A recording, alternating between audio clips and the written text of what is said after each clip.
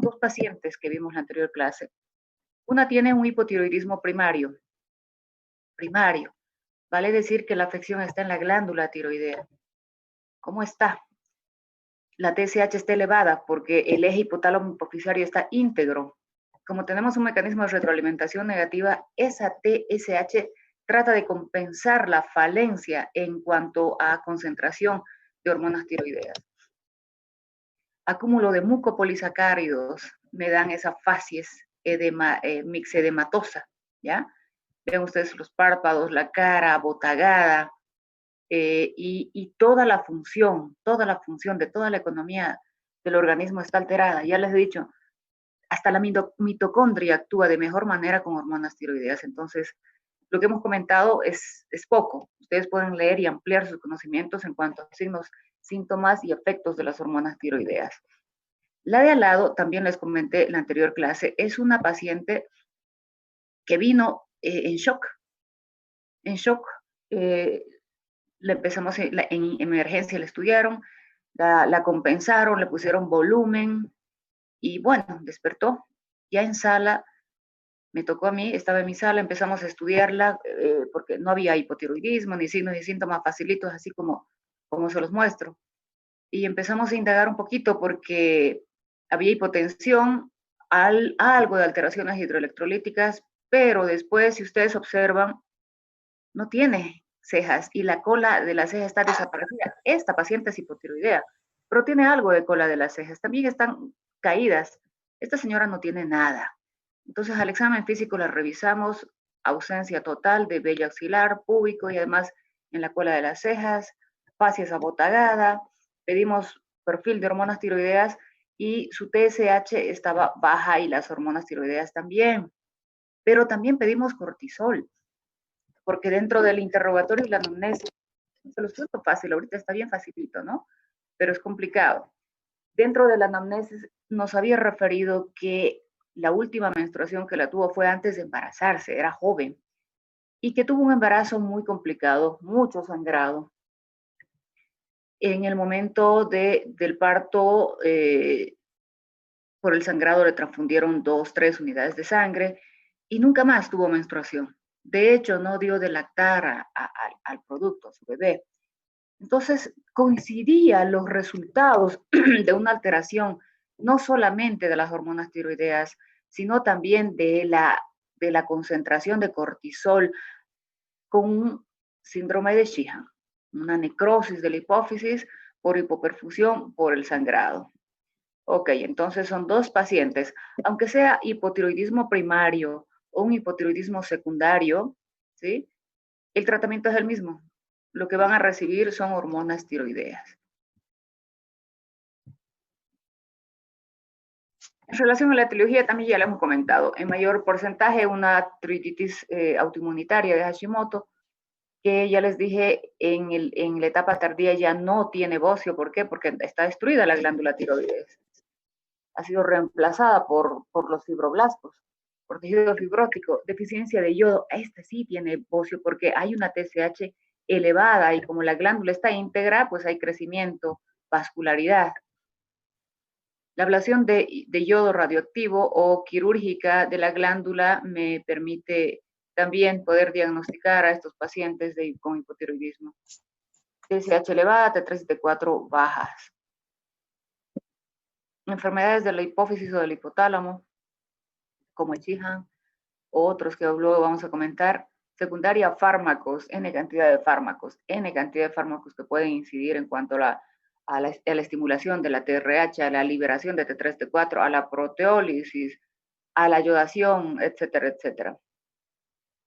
Dishormonogénesis como déficit enzimático, sobre todo de 5-deshiodinasa, pero puede haber otras más, y un congénito, atireosis o ectopia de la glándula tiroidea. El diagnóstico va a ser en relación a una T3 y T4 bajas. No les comento 0,3, 0,4, porque ya les digo, hay procesos de laboratorio que son radioinmunoanálisis o quimioluminiscencia, digamos, que me van a dar niveles diferentes. Entonces, pero sí les puedo decir T3 y T4 bajas. Dependiendo si es primaria o secundaria, en la primaria la TSH va a estar alta, en la secundaria va a estar baja, ¿sí? Siempre pedimos T4 libre, ¿ya? Y la TSH, pues cualquiera. Cuando hay hipotiroidismo no necesitamos mucha discriminación, pero para algunos casos de hipotiroidismo subclínico, digamos, a veces pedimos TSH ultrasensible que tiene mayor sensibilidad, pues. En el primario, lo que corresponde en este caso es que la glándula tiroides ha dejado de producir, por eso se llama primario, secundario y terciario. Cuando es hipotálamo, la glándula tiroides ha dejado de producir hormonas tiroideas, por tanto la T4, la T3 van a estar bajas. La TSH, si es primario, va a estar elevada. Esta TSH elevada, ustedes saben que pasa por el estímulo del tirocito, de la glándula completa, de la conjugación, de todos los pasos de síntesis, ¿no? Entonces está elevada en un intento de producir hormonas tiroideas ausentes. La TRH es normal. Congénitas, adquiridas y posquirúrgicas son las causas. Indudablemente la mayor causa de hipotiroidismo. Secundarias. No hay producción de hormonas tiroideas. Secundaria A, una TSH baja. ¿Cuáles son las causas? Un hipopituitarismo. ¿En qué caso se ve un hipopituitarismo? Cuando todo el resto de las hormonas están disminuidas.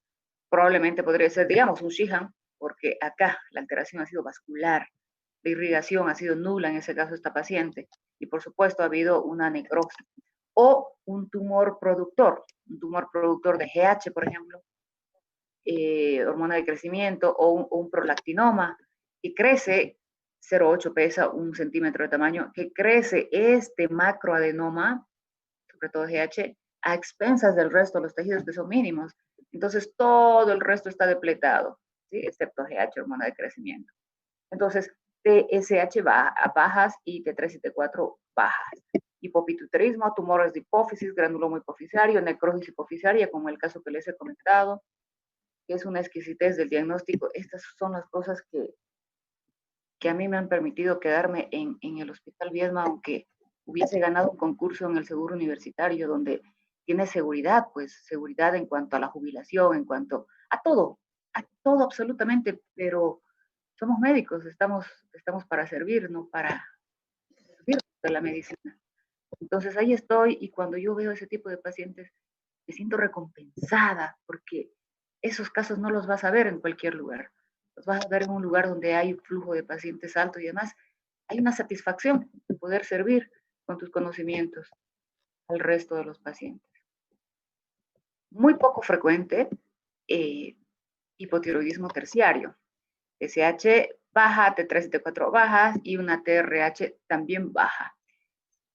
Es rarísimo, yo no he visto ninguno, pero hay alteraciones a nivel hipotalámica que van a conducir, digamos, a una disminución de su producción, secundario alteraciones en la irrigación portal o secundarios a tumores que crecen, craneofaringiomas, que crecen destruyendo todo lo que es tanto tejido blando como tejido óseo, sobre todo el craneofaringioma.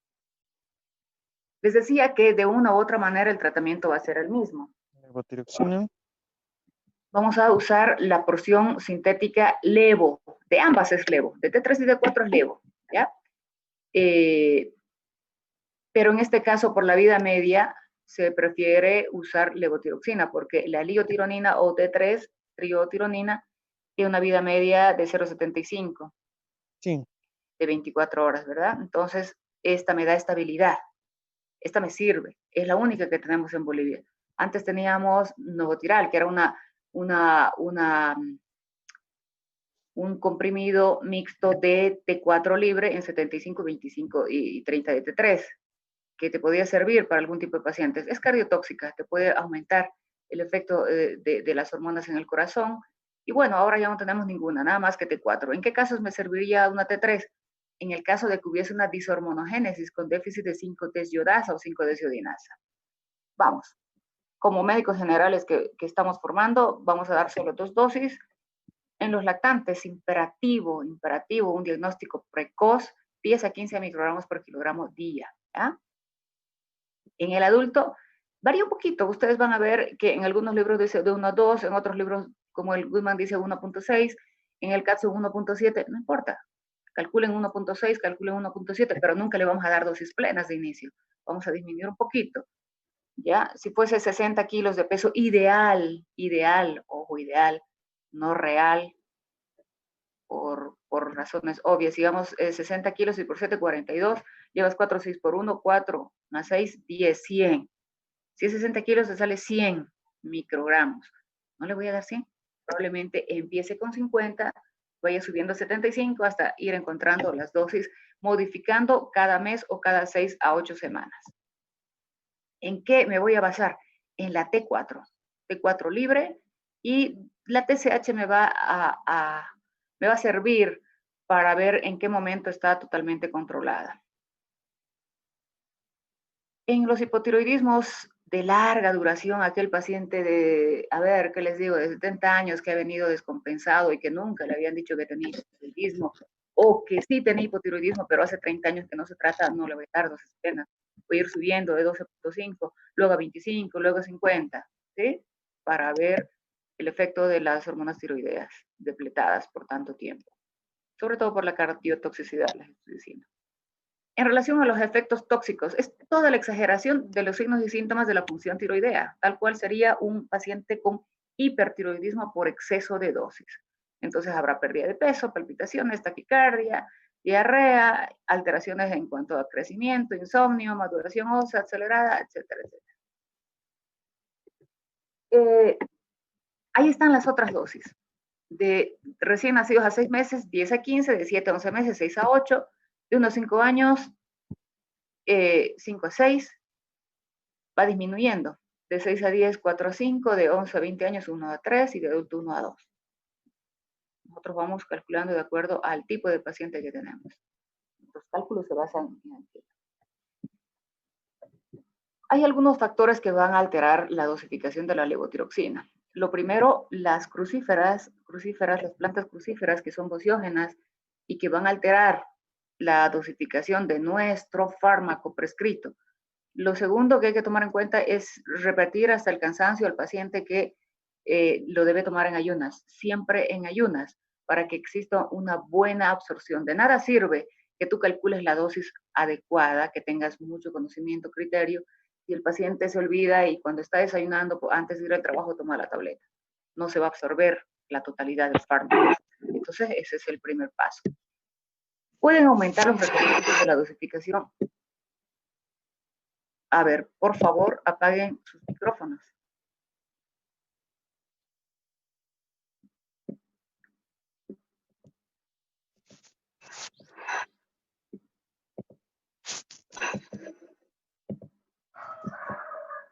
Miguel, apaga tu micrófono.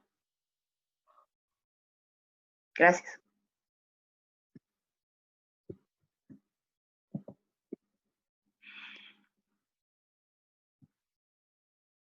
Vamos a hablar de lo corriente, ya de lo más frecuente. ¿Qué puede aumentar los requerimientos de levotiroxina? En la absorción, los fármacos que disminuyen la absorción de todos los fármacos. ¿Cuáles, por ejemplo?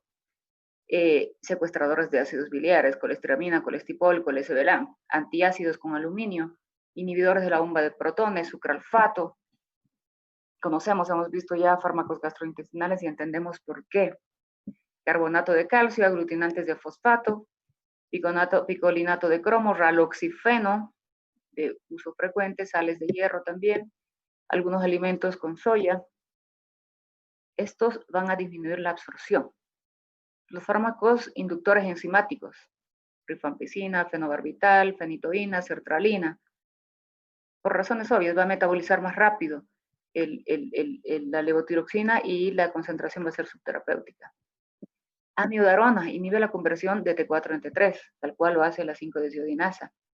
Y además puede alterarse la liberación, no solamente la conversión. Los estrógenos, el embarazo, las estatinas, los inhibidores de la tirosinasa, son fármacos que también van a incidir.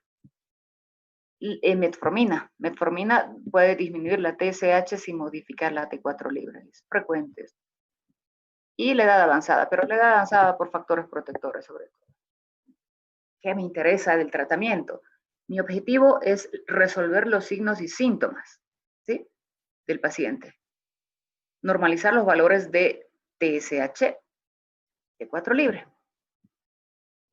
Dependerá del laboratorio, de si es radioinmunoanálisis o quimioluminiscencia, los rangos, por eso no les doy rango. Énfasis especial en ancianos y en mujeres posmenopáusicas, para tener un poco más de cuidado y saber que su TSH siempre va a estar elevada. Y además de que, vamos a ver luego, un anciano no lo voy a compensar del todo. En obesos hay que utilizar el peso ideal. En las embarazadas, un rango más alto, ¿ya? Por lo que les comenté al inicio. En pacientes con cardiopatía isquémica, dosis bajísimas. Lo mayor es mantener hipotiroideo, ligeramente hipotiroideo, porque es un factor cardioprotector. Dosis única por la vida media de la levotiroxina de 7 días, y como tiene una vida media prolongada, el olvido de una dosis no va a alterar de manera sustancial, si quieren, los niveles de las hormonas tiroideas. Los ajustes de dosis deben ser pausados. Yo siempre espero 6 semanas, nunca antes de las 6 semanas, pero se puede pedir controles cada mes, ¿ya? Cada mes. ¿Qué vigilo? Que se corrija la TSH y sobre todo la T3 y la T4. Dentro de los problemas especiales de hipotiroidismo, mixedema y enfermedad arterial coronaria.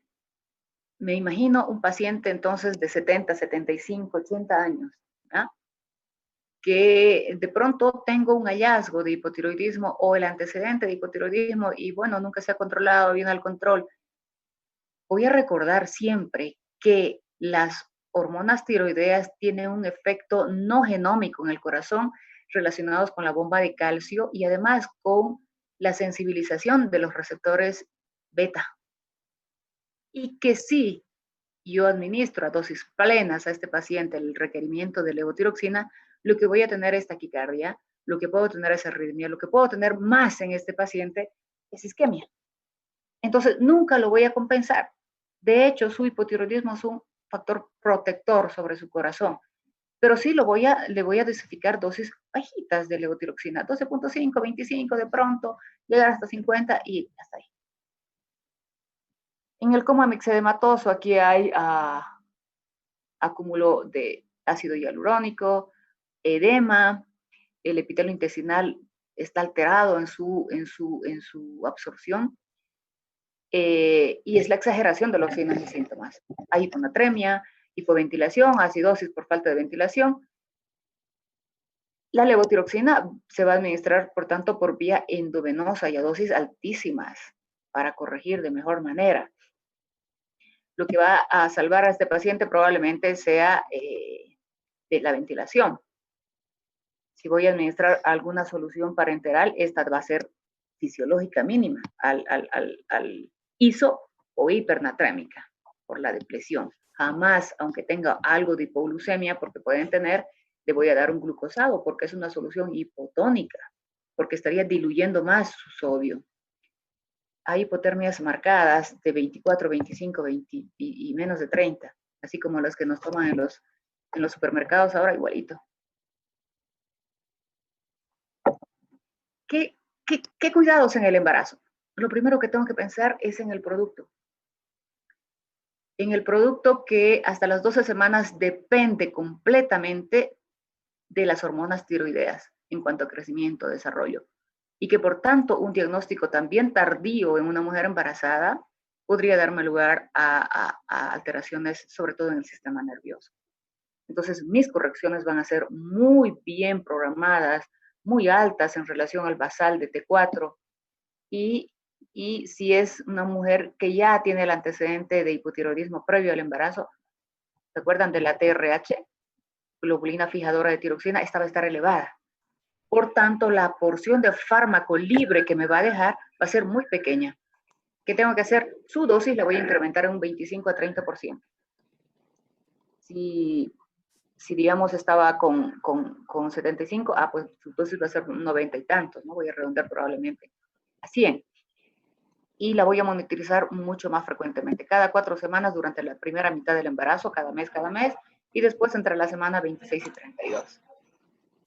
A veces nos basamos en TSH, primer trimestre 0,1 a 25, sabiendo que 0,1 a 30 el rango, segundo trimestre 0,2 a 0,3, y la concentración de T4 por encima del rango superior.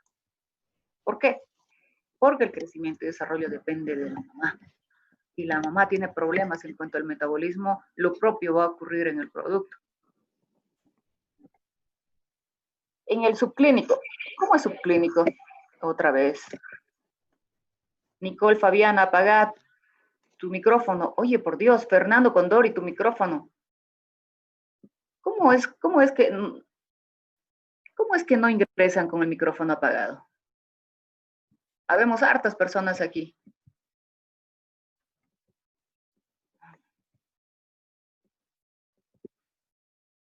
Ya. Subclínico porque T3 y T4 están normales. Solo la TSH está ligeramente incrementada o altamente incrementada. Mientras sea TSH de 4, 4.5, 5, 6, no corregimos. Solamente corregimos cuando la TSH está por encima de 10. ¿Ya?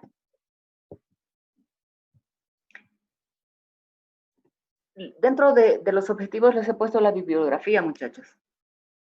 Y a mis pacientes les he dado, a mis estudiantes les he dado los 2 capítulos de el Goodman en la 13ª edición y del Katsun, la 14ª.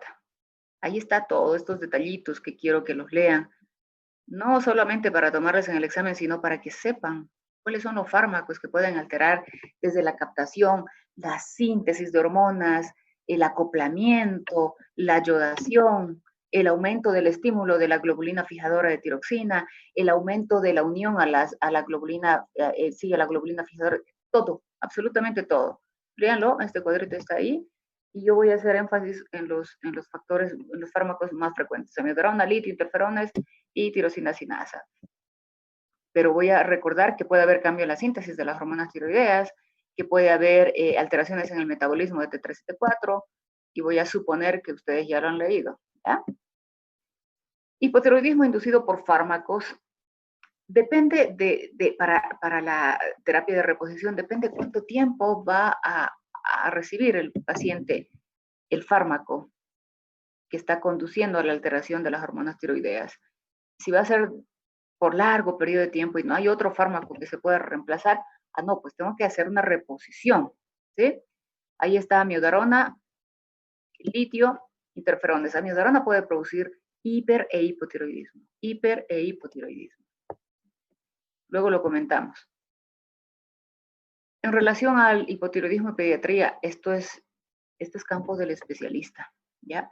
Porque voy a hacer un seguimiento del crecimiento óseo, de sus índices, de la osificación, etcétera, etcétera. Pero los valores, ténganlo ustedes presentes, ya los conocemos. Recién nacidos 10 a 15, de 7 a 11 meses 6 a 8, de 1 a 3 años 4 a 6, de 3 a 10, 3 a 5 microgramos por kilogramo peso día, en ayuna siempre, y de 10 a 16 años 2 a 4 microgramos. ¿Cómo se hace el control? Pues somatometría, evaluaciones de la densidad y crecimiento óseo y control del perfil tiroideo. En el hipotiroidismo congénito hay un énfasis en lo que se refiere al control laboratorial porque es una urgencia, pues queremos que ese producto que ha nacido de manera congénita con deficiencias en cuanto a lo que es hormonas tiroideas tenga la menor complicación posible.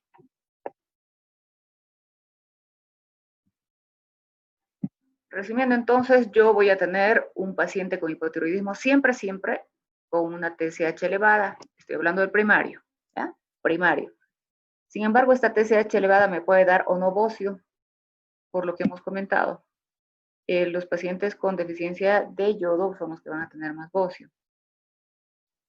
Si la T3 y T4 está baja, vamos a pensar en un hipotiroidismo primario. ¿Qué corresponde? ver si es autoinmunitaria. Entonces vamos a pedir anticuerpos, anticuerpos antiperoxidasa o anticuerpos antitiroglobulina, ¿sí? Y si son positivos, tenemos el diagnóstico de un hipotiroidismo autoinmune, que es la causa más frecuente.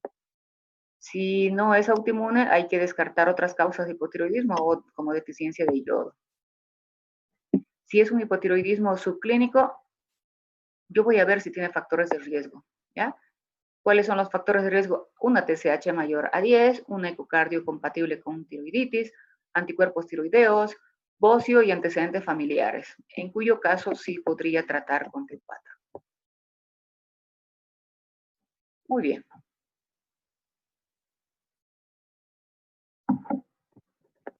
Hipertiroidismo. Ya hemos hablado de los fármacos antitiroideos, toditos. Ahora vamos a hacer un énfasis en lo que son las causas. Y de las causas, 3 son las más importantes. Las otras son poco frecuentes. Enfermedad de Graves o de Graves-Basedow, adenoma tóxico, bocio multinodular, tiroiditis subaguda, tormenta tiroidea, que es una exageración del hipertiroidismo, tirotoxicosis facticia, cuando de manera voluntaria el paciente, generalmente es personal de salud, se toma hormonas tiroideas, pero puede ser otros también, ¿verdad? Se toma hormonas tiroideas en exceso, con cualquier fin. Bajar de peso, estar enfermo, qué sé yo. Pero es facticia, porque hay signos y síntomas sin que la glándula esté enferma por exceso de hormonas tiroideas. Estrumo ovárico, mola hidatiforme, carcinoma tiroideo o metastásico. De todo lo que hemos comentado, 3 son las causas más frecuentes: bocio o enfermedades graves, bocio multinodular y bocio uninodular tóxico. En el primer caso, es una paciente joven. La patología tiroidea está en relación 10-1, mujer-varón, ¿ya? Entonces siempre vamos a ver mujeres en su mayoría. En la enfermedad de Graves o Graves-Basedow es una mujer joven de 20 a 30 años generalmente, y en ese caso vamos a usar antitiroideos. Cuando usamos yodo radioactivo, probablemente cuando haya complicaciones en la remisión con los fármacos, y ahí vamos a optar como primera elección yodo radioactivo o cirugía. La clínica está relacionada con todos los tejidos sobre los cuales actúa la glándula tiroides, pero ¿qué es lo más manifiesto? Tiene un efecto sobre el metabolismo, hay catabolismo, por tanto va a haber pérdida de peso, diarrea, intolerancia al calor, sudoración, labilidad emocional, insomnio, taquicardia, fibrilación auricular, esoftalmos en el caso de la enfermedad de Graves o Graves. El diagnóstico va a ser basado en una TSH pues, suprimida. Otra vez, retroalimentación negativa.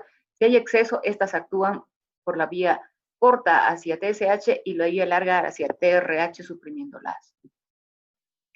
Su nombre deriva de los médicos que los han descubierto, ¿ya?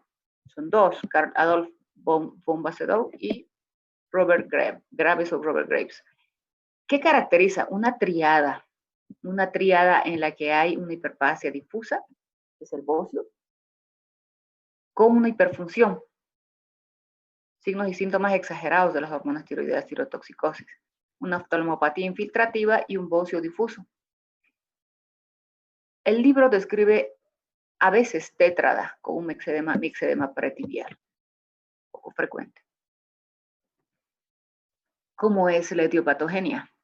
Sucede que hay una deficiencia de los linfocitos T supresores que van a condicionar que los linfocitos T helper formen antígenos contra la glándula tiroidea y que las células B, linfocitos B, posteriormente formen anticuerpos anti-TSI, es decir, antitirotropina, TSH, anticuerpos antitiroglobulina y anticuerpos antiperoxidasa tiroidea. ¿Sí? ¿Qué es lo que van a hacer? Esta TSI o anti-TRH o anti-TSH, perdón, va a actuar tal cual lo hace una TSH. Estimular todos los pasos de síntesis de hormona tiroidea, va a actuar sobre los tirocitos, sobre la captación, sobre la organificación, sobre la conversión de T4 en T3, pero no solamente que va a acelerar, sino que la vida media de este anticuerpo es mucho mayor a la de la TSH endógena. Por tanto, voy a tener una proliferación de hormonas tiroideas. No solo eso, sino que a nivel de los ojos se produce lo mismo. Un proceso de formación de anticuerpos que me da lugar a liberación de citoquinas, un proceso inflamatorio que va a condicionar que las células musculares estén invadidas por miofibroblastos, y no solo eso, sino que va a haber edema, ¿sí? Los lipocitos van a estar aumentados de tamaño por lo mismo, y puede haber esoftalmos. Esta es una paciente típica de enfermedades graves o Graves Basedow. Si ven ustedes, aquí hay un esoftalmos, pero leve porque todavía no tenemos el signo de sol naciente donde el párpado que tiene todavía está cubriendo, si quieren, al ojo. ¿Qué más?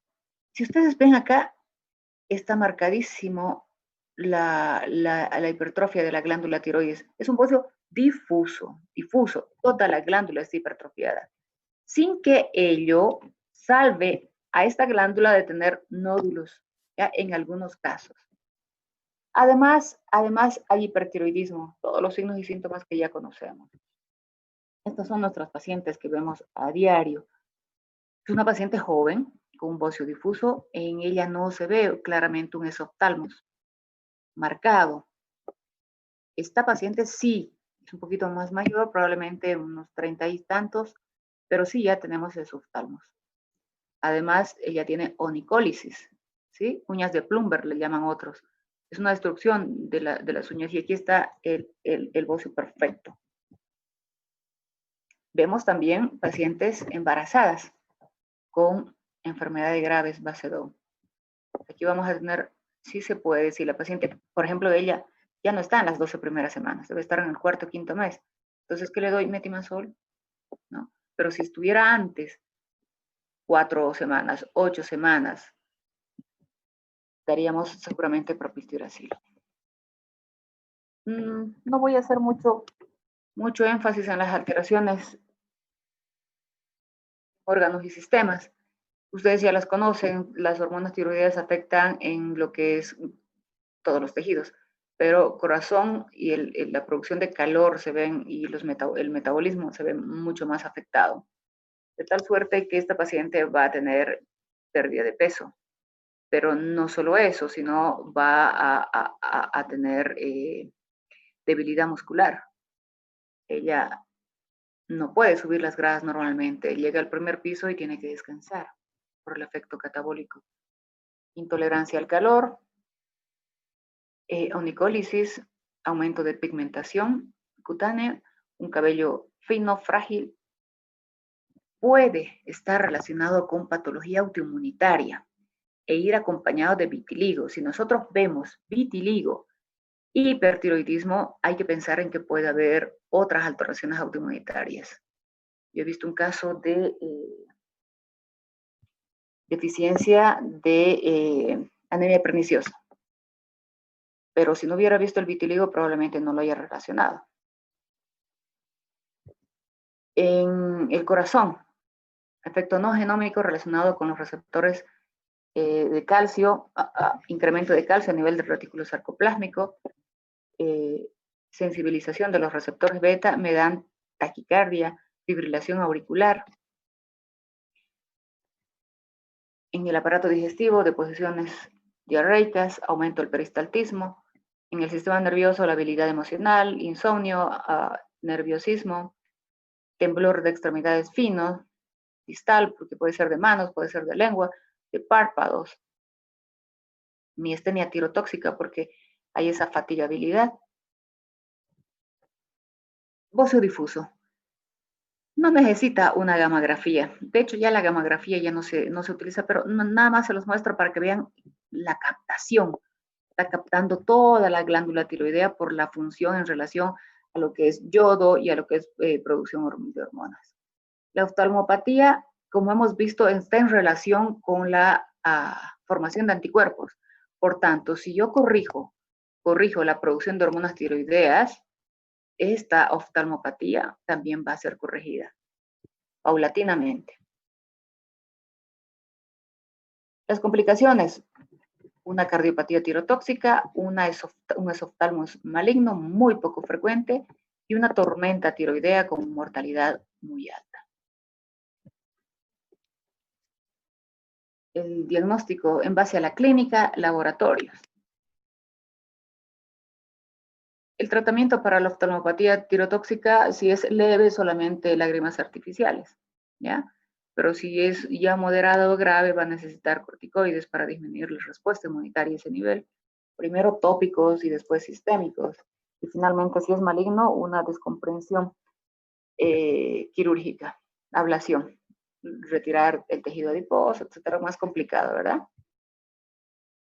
En el tratamiento médico, tioureas, o si quieren tioderivados, o tioamidas, como quieran llamar, es lo mismo. Ya es lo mismo. Tío, ¿por qué? Porque se parece a la estructura de las tioureas, ¿no? Farmacológicamente, la estructura química.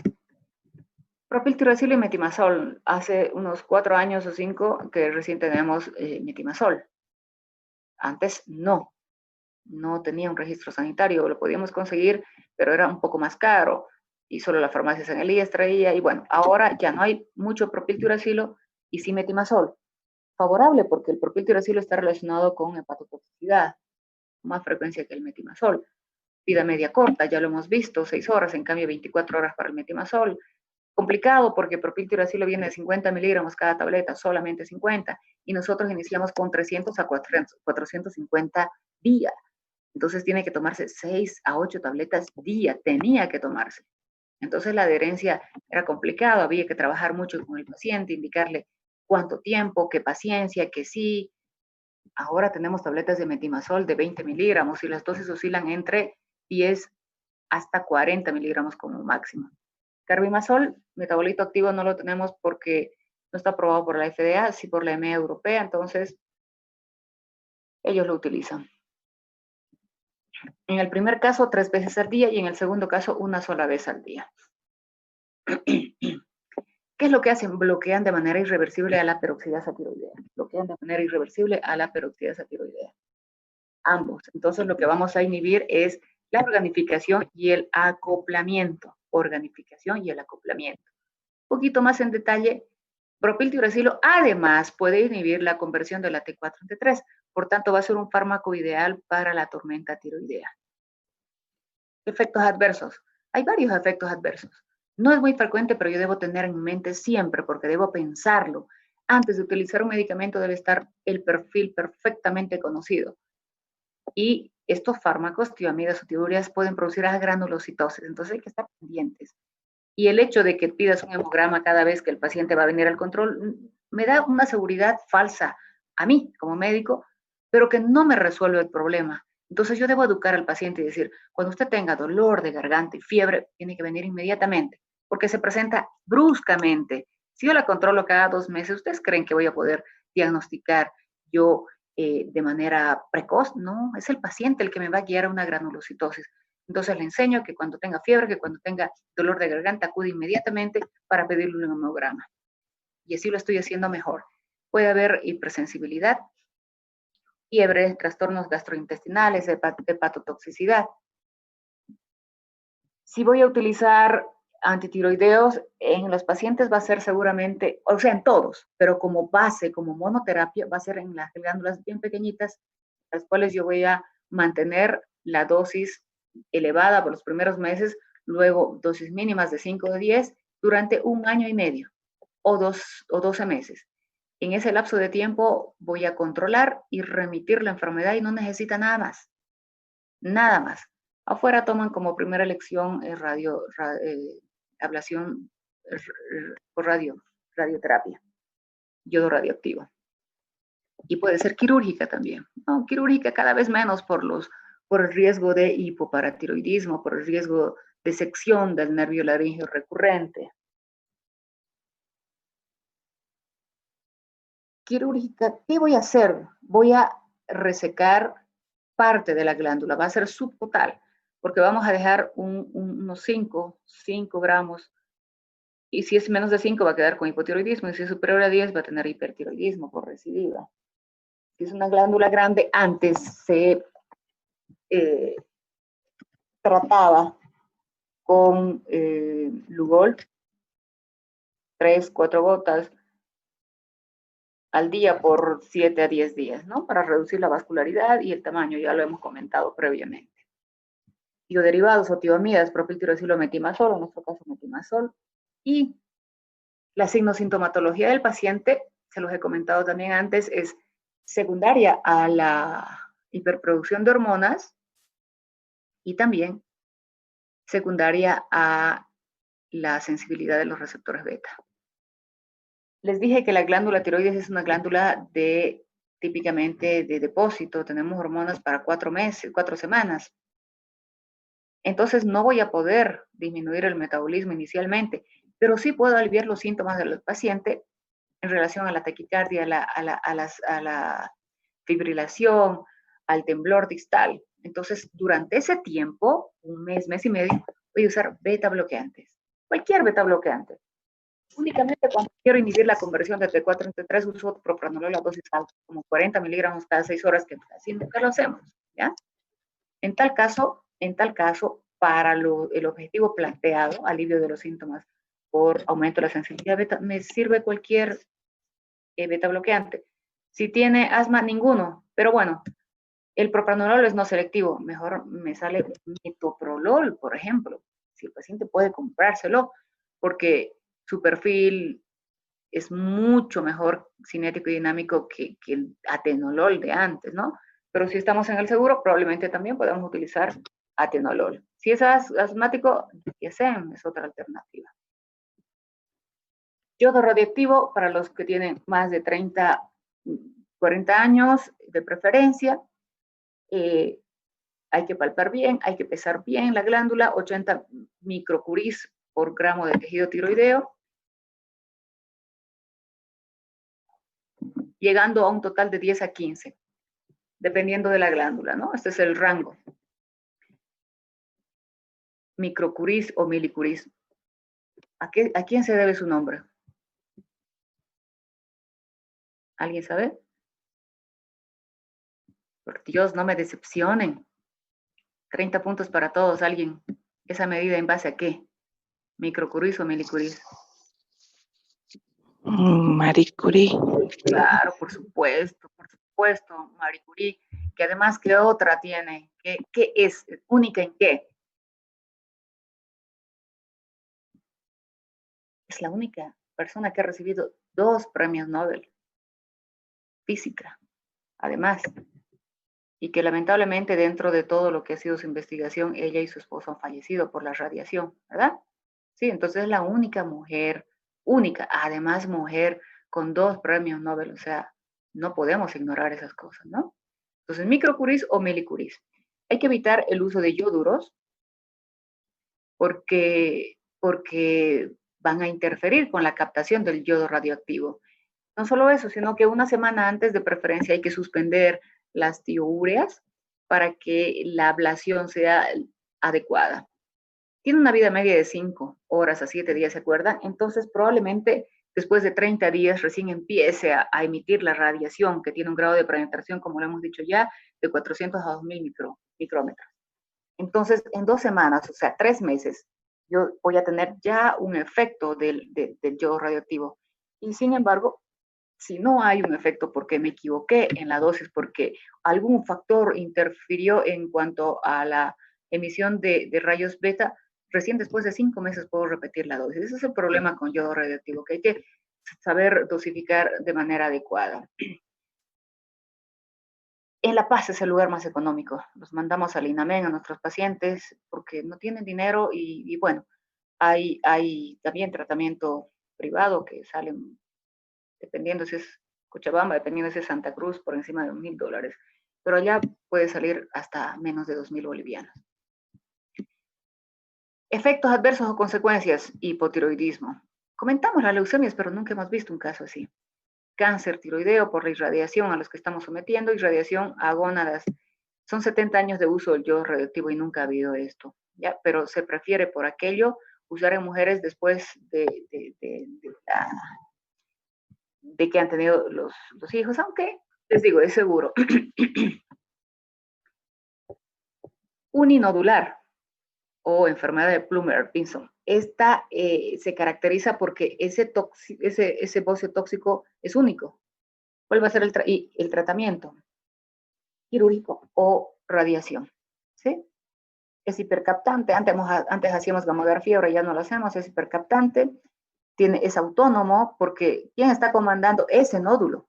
Y actúa sobre el eje hipotálamo hipoficiario de manera alterada, o sea, no, más bien está fuera de lo que es la regulación de la TSH. Como es autónomo, produce sin que ninguna TSH logre suprimir. Siempre más frecuente en mujeres, pero ya no tan jóvenes, 20 a 30, que hablamos de 30 a 40 años. Y bueno, esto es nada más didáctico, ¿ya? Porque si tú tienes TSH suprimida, T4 alta y tienes un solo nódulo y es una paciente joven, pues sin lugar a dudas, siempre va a ser caliente, ¿ya?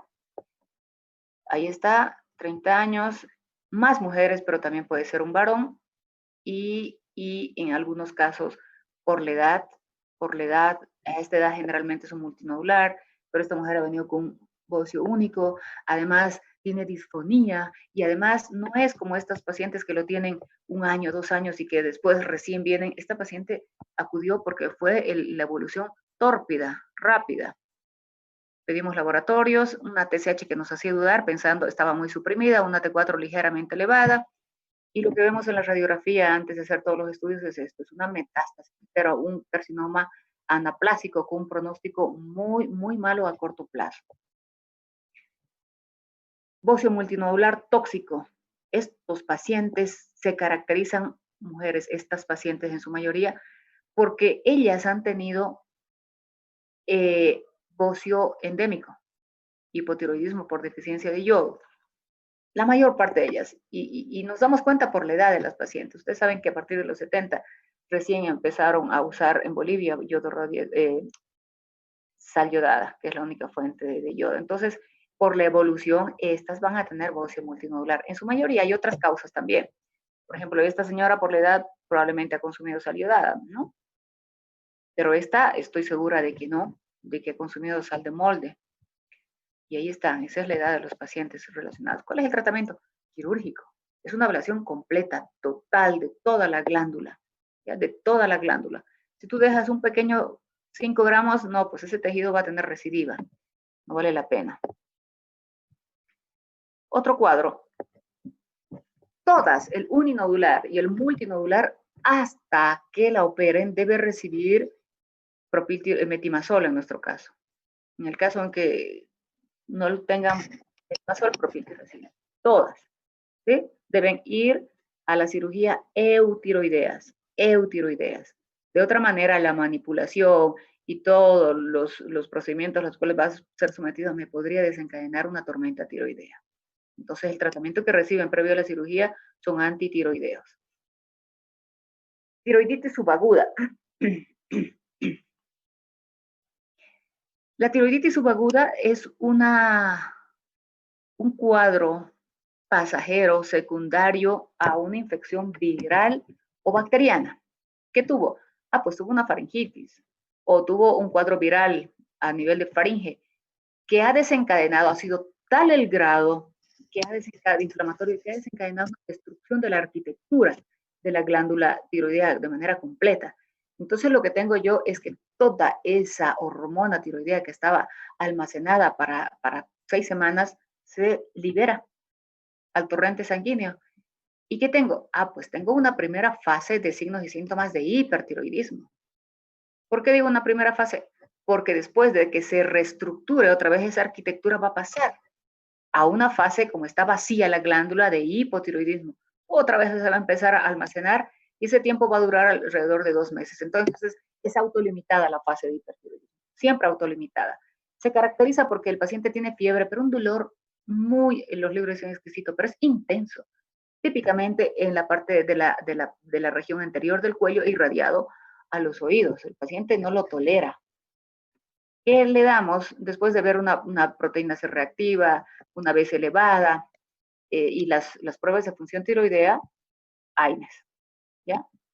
Dependiendo del grado, podemos dar corticoides y el proceso inflamatorio es mucho más intenso, y propranolol. Aquí no estoy usando tioureas, ¿ya? Tioamidas, como quieran llamarle. ¿Por qué? Porque voy a tratar sintomáticamente hasta que se reestructure el parénquima tiroideo. El 80% de la segunda fase de hipotiroidismo se resuelve cuando otra vez está la arquitectura completa tiroidea. Sin embargo, el 20% de los pacientes, quedan con hipotiroidismo permanente. Entonces hay que hacer un seguimiento a la segunda fase, a la primera y a la segunda fase de la tiroiditis subaguda. ¿Para qué? Para hacer un tratamiento de reposición hormonal de por vida, indicarle al paciente en el momento que nosotros está diagnosticando, porque puede suponer que ha sido un problema dependiente de negligencia médica, ¿no? Es importante hacerle conocer la evolución de la enfermedad. Tormenta tiroidea. Esta es una exageración de los signos y síntomas de hipertiroidismo que puede verse. Siempre me acuerdo de una paciente. No me acuerdo el nombre del periodista. ¿Se acuerdan del periodista que estaba haciendo esta revista Sol de Lacre? Algo así. Que escapó del ex ministro de gobierno. Bueno, es su esposa. Llegó su esposa muy joven y tenía fiebre.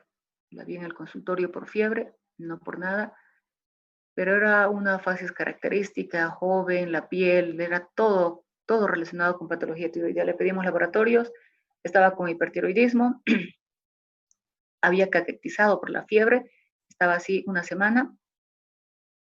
De hecho, al principio pensamos en un proceso infeccioso, pero dada el examen físico, quedamos con hipertiroidismo. Empezamos a tratar, no se resolvía la fiebre, la hospitalizamos y hicimos lo que hicimos. Estaba en terapia intensiva, igual falleció. Entonces hay que poder diagnosticar, y a veces diagnosticando y haciendo el tratamiento, no hay manera de recuperar al paciente. ¿Sí? No existe manera. ¿Cuál es el tratamiento? El tratamiento debe ser enfocado de manera inmediata a controlar la producción de hormonas tiroideas. Entonces yo me voy a basar en bloquear la proteólisis o bloquear la conversión de T3 y T4. ¿Qué fármaco base? Pues puedo utilizar propranolol porque el órgano de choque es corazón. Estoy tratando la conversión de T4 y T3 y la cardiotoxicidad por vía parenteral. Obviamente, no por vía oral. 1 a 2 miligramos por vía endovenosa cada 4 horas. Antitiroideos, en este caso solo me sirve propiltiuracilo porque es la única que inhibe la T4 y T3. Y luego podemos utilizar yoduro de potasio, porque también va a inhibir la conversión de la T4 en T3. Y aquí podríamos añadir, porque esto es una podríamos añadir a amiodarona, ¿ya? Esto es teórico, porque yo no me voy a aventurar a darle a amiodarona, que sí, por el efecto de lo que es regulación de la captación del yoduro, me puede producir el efecto de el efecto del bloqueo de la NIS, del SYNPORTER o cotransportador sodio-yodo. Pero también, si ella tiene de base un multinodular, me podría convertir más hormonas tiroideas. Entonces los digo así como que es muy teórico del libro, pero no le voy a dar sustrato de yodo a un paciente que está con una glándula no bloqueada. Nosotros tenemos mecanismos de compensación, pero que pueden fallar. 200 miligramos cada 4 horas es la dosis del propiltiuracilo. Ya, Lugol ya no son 3 gotitas cada 8 horas, son 30 gotas por día. ¿Ya? Y yoduro sódico por vía endovenosa, cualquiera de las alternativas. Todo vale cuando tratas de controlar. Estoy hablando de las exageraciones. Yo nunca he vuelto a ver a otra paciente con tormenta tiroidea, ¿no? Pero hay que actuar de manera rápida. Inhibe la conversión periférica, propranolol, una buena hidratación porque la fiebre está deshidratando al paciente, y tratar la causa desencadenante del proceso, generalmente los procesos infecciosos. En la mujer embarazada, generalmente desconoce la mujer su diagnóstico y se embaraza, ¿ya?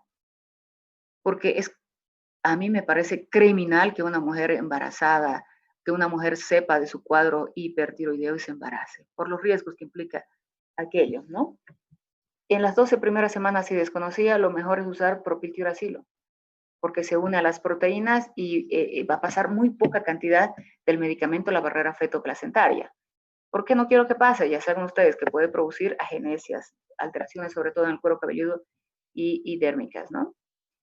Y después ya usamos metimazol. Pero lo ideal es que esta mujer hipertiroidea se trate quirúrgicamente antes de embarazarse, si está dentro de sus planes la fertilidad.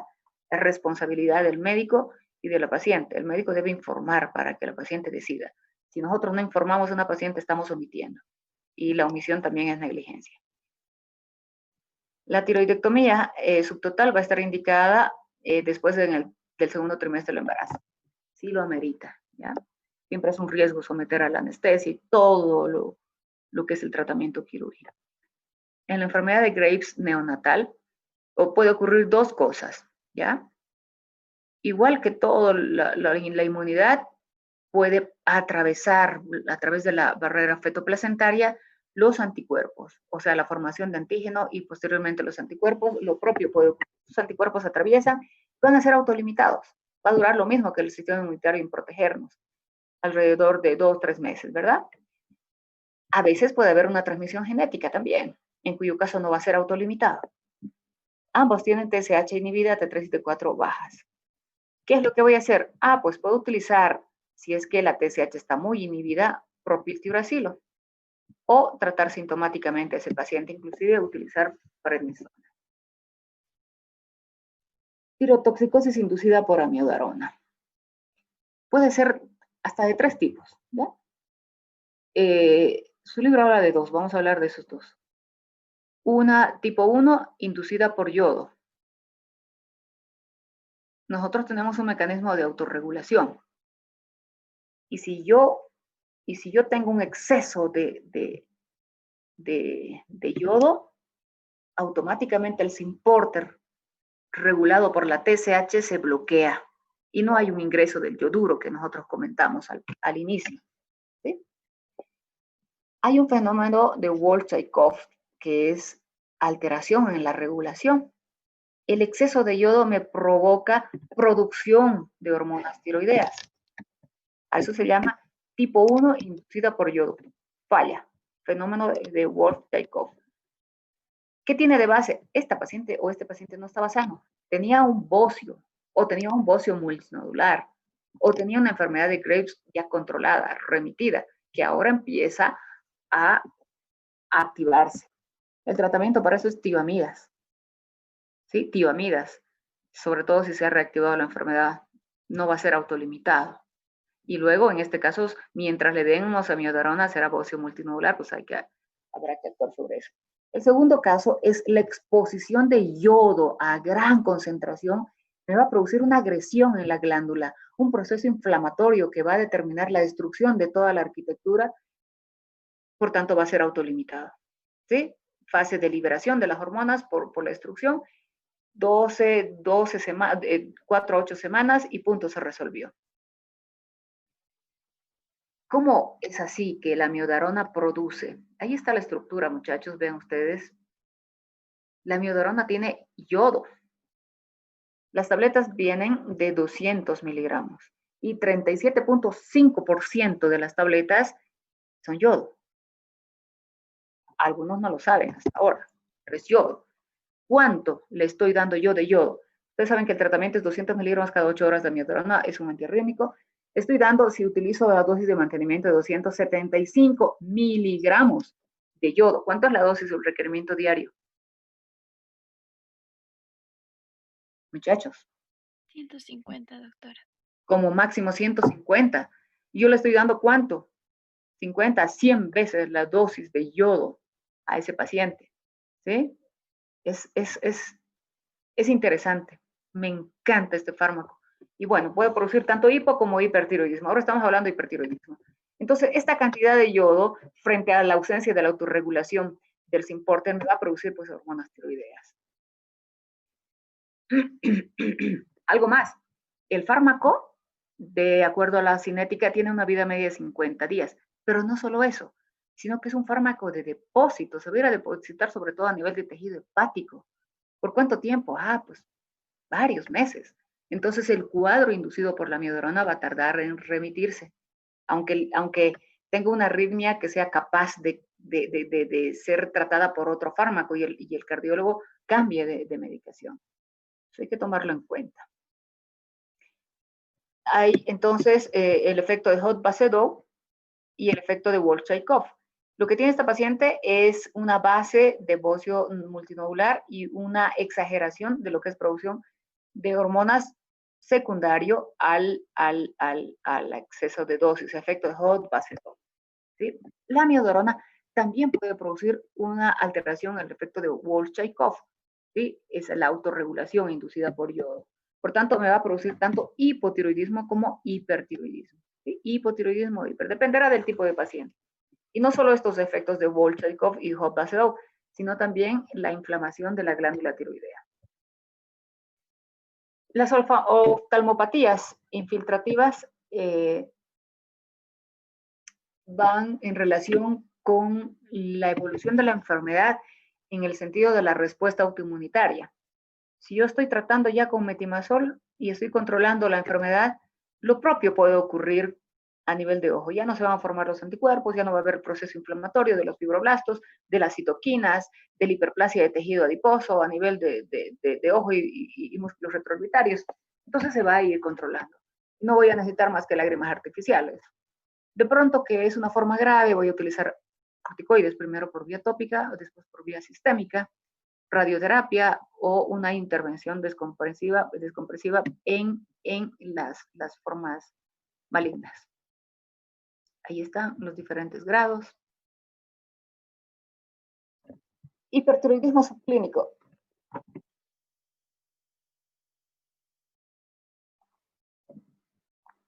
T3 y T4 normales y un TSH suprimido. ¿Cuándo trato? Cuando esté tan suprimido como lo normal es 0,3 a 3, ¿verdad? Cuando esté tan suprimido y que sea menos de 0,1, ¿ya? Si no es así, solamente hay que vigilar al paciente. Como, este es un laboratorio X, ¿ya? De una paciente que alguna vez vi. No he encontrado ninguno otro, pero ahí está. TSH, esto es quimioluminiscencia 0,4 a 7, no es 0,3 a 3 como hemos visto, ¿no? Depende del rango, por eso no les hablaba yo de rangos. El hecho es que está suprimido, está por debajo de lo normal, ¿ya? T4 libre, 4,5 o elevado. Eso es suficiente, no podemos hacer gastar al paciente. Con eso yo tengo completa mi evaluación. No necesito T3 y T4, estos son 80, 90 o 120 bolivianos de más que estoy gastando al paciente. La clínica con estos dos laboratorios te permiten hacer el tratamiento. Y bueno, como hemos visto entonces, en cuanto a anomalías de la función tiroidea, puedo tener un paciente con normofunción, con hipertiroidismo subclínico, cuando la TSH únicamente está alterada, no así la T3, T4, un hipertiroidismo franco, un hipotiroidismo subclínico, T4 normal, pero TSH muy elevada, solamente la voy a tratar cuando es mayor a 10, y acá cuando es menor la TSH 0,1. Y un hipotiroidismo franco con dosis plena.